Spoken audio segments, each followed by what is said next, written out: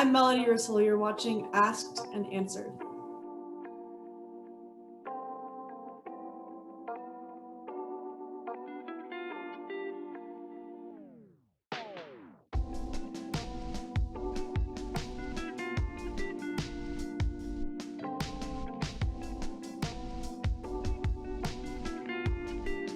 At the time when your group came together to form, this group to write this book, how did that happen? How'd you guys go about it? How'd you come across each other? We're talking, 20, 30 years ago. We have, you represented a multiracial, kind of, not really generational, but you could say sort of generational, group that formed this text that's now, becoming the lightning rod for, I don't even know if you anticipated that it would become this 30 years later, but.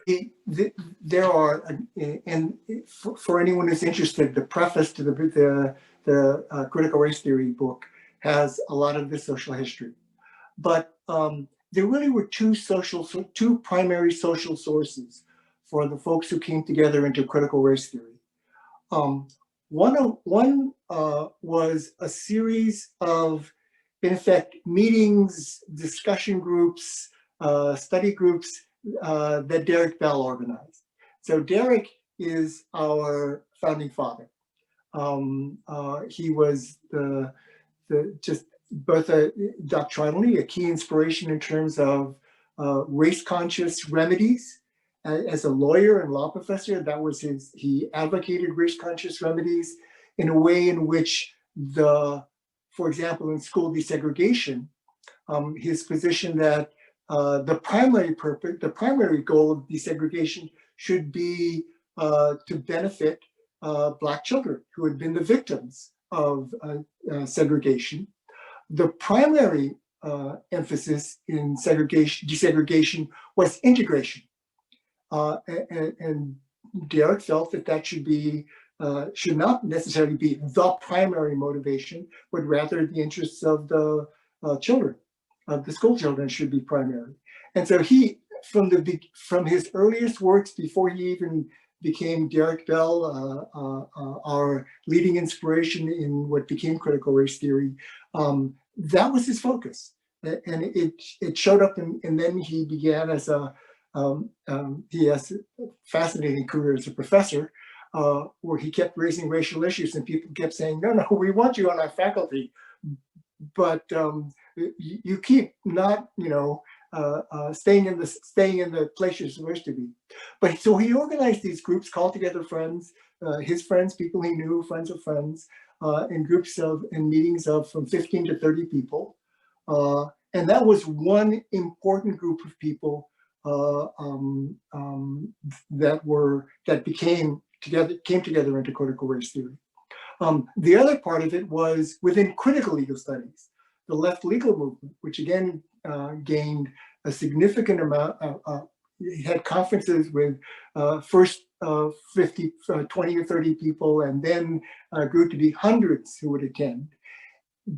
And on the fringes, because the question of race and gender and sexuality was not at the center of critical legal studies and its primary interest, there developed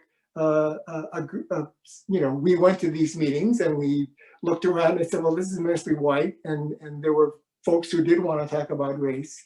And that was the other part of the group, the other social setting. The key figure who was in both groups was Kim. So Kimberly Crenshaw was sort of one of the socially speaking, one of the key figures who was involved in both groups, and finally decided that, well, if there was at one critical legal studies conference, race and race consciousness became one of its major themes, and in effect, it was sort of like, we have to have our own meeting, that was the first critical race theory conference. The name came about because it was one of those usual kinds of things. A group of people sitting around go, well, what do we want to call this meeting? And we wanted critical because of the history of critical studies in Europe and then its adoption in critical legal studies. So we wanted to have critical in there. Race, of course, that's what we were about. And we wanted to make, sort of indicate this wasn't necessarily just about the practice. We were not just a civil rights litigation oriented group. We wanted to talk about theory. And so, that became the title, and that was the name of the first conference, and it stayed that way. So that's the early social history. The idea of race consciousness within legal studies turned out to be, a lightning rod is too strong, but certainly attracted a great deal of critical attention. And then, because those of us who were involved were in many different interdisciplinary areas: education, gender theory, sexuality, education, religion. The idea of race consciousness was in the air generally. And critical race theory was one of the most available places, because of the importance of law, where a critique was really welcome. So the idea and the name sort of caught on, again, because of the social context, which is race was a social problem. It was being ignored. And the availability of a body of theory was very attractive. And if you could talk a little bit more, not everybody knows Derek Bell. So let me just preface my question by saying, I went to a historically Black college, university. I went to Howard University, okay? Our curriculum is, as you would imagine, very, that's what it's focused on. So I know who Derek Bell is. I've read his works. Faces at the Bottom of the Well is required reading, for us. Mm-hmm. So, if you could talk more about that, he also, I believe that he might have even taught there at one point, but at Howard, but I know that he was a Harvard law professor. And were you specifically working with him, or, go ahead and just talk a little bit more about him as the grandfather of this particular topic. Derek was never an active participant in critical legal studies. Right. I suspect if you actually asked him, he would have sort of a wry look on his face and go and think in his mind, that's way too white in terms of his interests, because its primary focus and it's the nature and character of, and there's a whole literature of critical legal studies literature, did not take into consideration race and gender and sexuality, and it was not at the center of its critique. It was very much a jurisprudential critique in its broadest form, a very important and influential one, terribly important, but it wasn't about the questions that we're talking about today. So Derek's interest was questions of race. He brought to it, again, this long, his own personal history as a civil rights attorney, and then his move into academics, a very deep sense of race consciousness in a concrete, as I see, because he was a litigator, very real sense as a law professor. He immediately, there are various Derek Bell anecdotes about difficulties at schools he taught in which I can't remember. There's an incident at Stanford Law School where, this is later on, where he had been invited to visit and teach constitutional law. And a group of students were in effect had a complaint because they thought it was focusing too much on race, and organized a separate study group with Stanford law professors to assist them to learn more about doctrine, without telling Derek. He stepped down from dean at Oregon Law School because of about questions of racial hiring of racial candidates. So he brought this long history to his positions.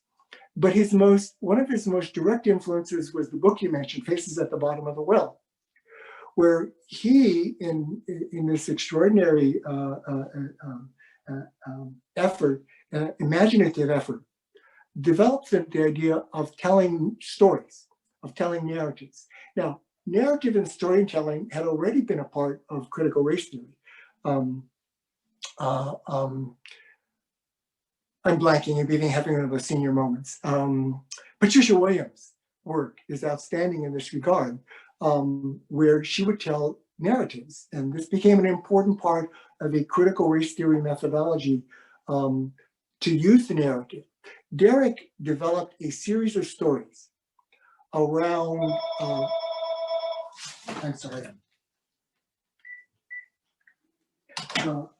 a series of stories in which were legal in character, and developed them, and there were such powerful stories that they were then featured in Harvard Law Review, page 1, volume, page 1 of the opening volume of the year. Now, this is one of the most prestigious placements possible, and Derrick's stories were highlighted by Harvard Law Review, which meant other law professors couldn't ignore it. You can ignore an article in a small law review, even a big article buried away on in a fancy law review buried away on page 200. But page 1 Harvard Law Review, volume, at the beginning of the year, meant you had to pay attention to it. And the stories were extraordinarily compelling about different hypothetical situations. And it gained a huge following, gained a major following. It was then published as Faces at the Bottom of the Well.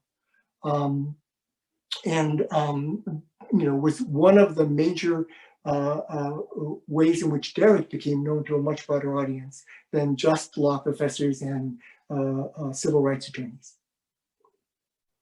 Thanks everyone for watching Asked and Answered. If you like this series, if you like what you've seen and what you've heard, smash that like button and subscribe.